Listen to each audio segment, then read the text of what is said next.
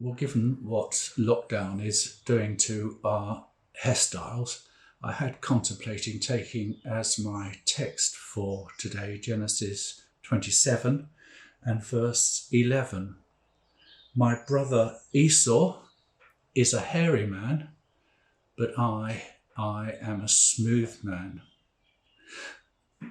But let me start here. One of the questions people seem to be asking is, are the birds singing louder this year? The expert verdict seems to be, no, they're just singing like they always did sing, but we're able to hear them more clearly this year. Less noise, less traffic, less aeroplanes, maybe a slower pace of life. All that means that we are maybe noticing and seeing in a new way things that were always there, but now we're seeing and hearing them in a different way. One of the fantasies I had from all this self-isolation was that I'd at last make a start on all the books that I've had piled up for years and never got around to reading. Hasn't quite worked out, but one of the books which I am reading and really enjoying is this book by Simon Barnes. It's called Rewild Yourself, 23 Spellbinding Ways to Make Nature More Visible. I don't know if you know Simon Barnes, but he's a fantastic nature writer. And one of the chapters in his book is a sort of hymn of praise to the virtue of sitting still and watching and listening. Can I just read you this short bit? Simon calls this the bottomless sit. Introduce yourself to the bottomless sit by easy stages. After all, you're enjoying yourself, remember. At the start of every sit, especially when you're new to it, you'll get fed up and restless pretty quickly. How long have I been sitting here? Seems like hours. Whose idea was this? I thought there were supposed to be birds here. You may find your hand creeping towards your phone. You just remembered something frightfully important and incredibly urgent. But there's a moment when you go through a door, the urge to move decreases. Your eyes follow the birds, which are usually the most obvious bits of wildlife. The common birds hold your attention as they seldom do when you're walking. After all, there's not much else to look at. And suddenly, but subtly, you realise that time has changed gear on you. You're no longer waiting, you're just sitting. And you're not sure whether it's been 10 minutes or 20 or maybe even more. You still hope something fabulous will turn up, but you are far less bothered by this than when you first sat down. Of course, you care about seeing the next otter, the next kingfisher, the next badger, but on the other hand, you really don't care if you don't see one at all. Being there is what counts. As these strange days go by, I'm trying to see my situation compared with other people's situation, to see their situation through their eyes as much as I possibly can. As I stay safely at home, I try to think what it must be like to put oneself and one's family really at risk day by day on the front line of the National Health Service and in a care home. As I walk out of my house into the space of the lovely Surrey Hills, I try to remember parents trapped with little children at the top of a tower block in a city. I'm not sure of things to do, but I really flinch for parents maybe being now required to work full-time from home, but at the same time still under pressure to homeschool children. My pension continues to find its way to my account, but I know for many this is a time of huge financial crisis and pressure. And as I think of all the health support and other support I have round about me, I can only tremble for what it must be like when COVID hits one of the South African townships that I drove past earlier in the year. So having thought of all that, I know that physical stillness and maybe even more inner stillness will be a huge ask for many of us. I know many of us will be struggling with turmoil, maybe turmoil in us and maybe turmoil around us. And there'll be a great sense of feeling overwhelmed and tossed up in the air by it all. And so therefore my invitation to sit and listen may well sound as though it's coming from another planet. Kate Kennington Steer is a contemplative photographer.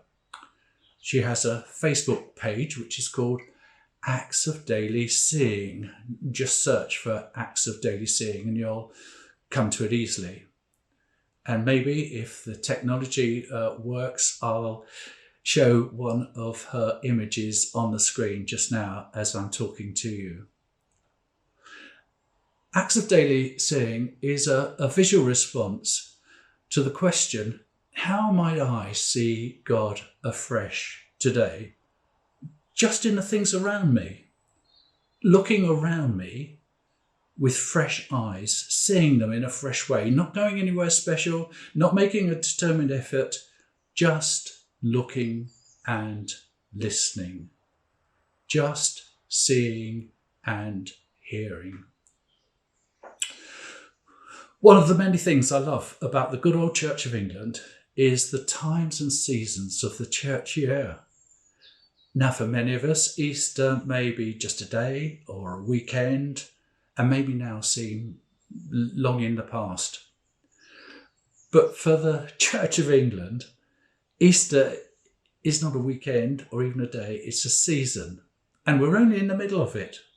This is the week of the third Sunday of Easter. And the thought is that we don't rush away from Easter.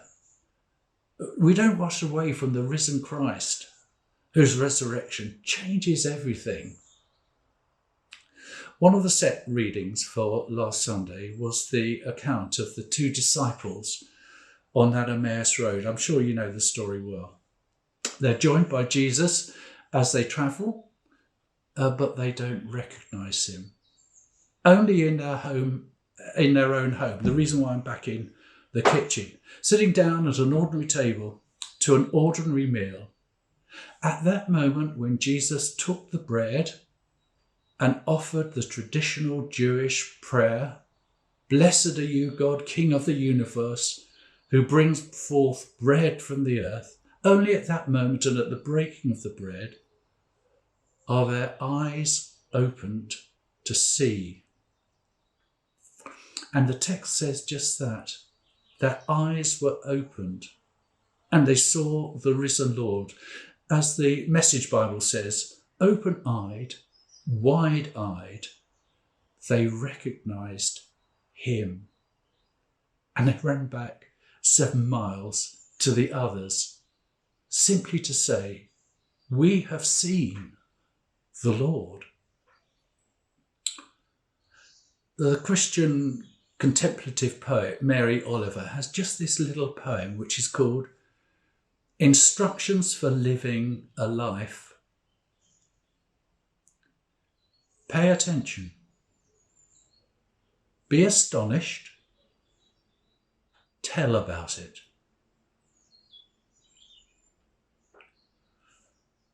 What are we seeing? What are we hearing?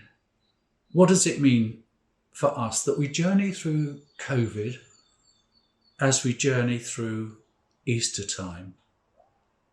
Just like the birds, the risen Christ has always been there, but maybe this year we can hear him just that bit clearer, recognise in a new way his presence in the ordinary and everyday, and therefore see and hear and find fresh hope and fresh joy. Paying attention to the risen Christ in the everyday and being astonished. So here's a few moments to be still and reflect as Jonathan Veira sings Go Peaceful, written by Paul Field and taken from Jonathan's album Rhythms of the Heart. But here to introduce that is one of the prayers from the set liturgy for this week, the third week of Easter.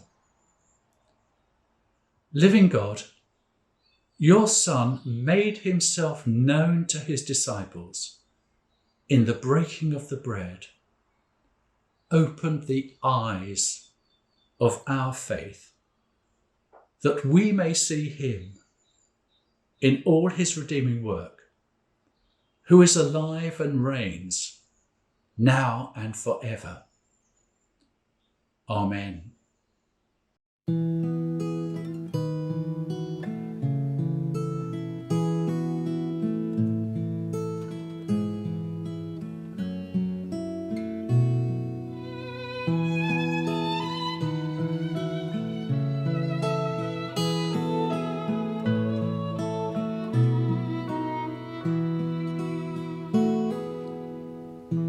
Go peaceful in gentleness through the violence of these days.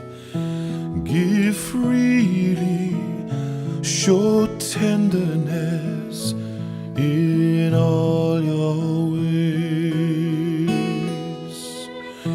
Through darkness, in troubled times, let holiness be your aim.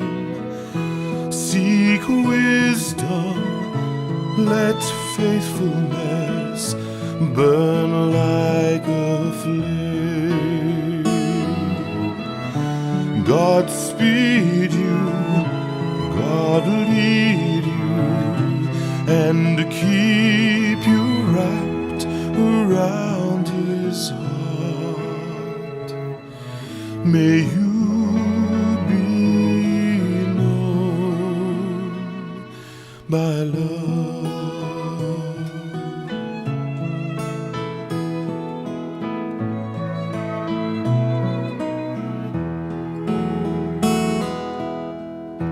Be righteous, speak truthfully in a world of greed and lies. Show kindness, see everyone through heaven's eyes. God hold you, enfold you, and keep you wrapped around his heart. May you be known by love.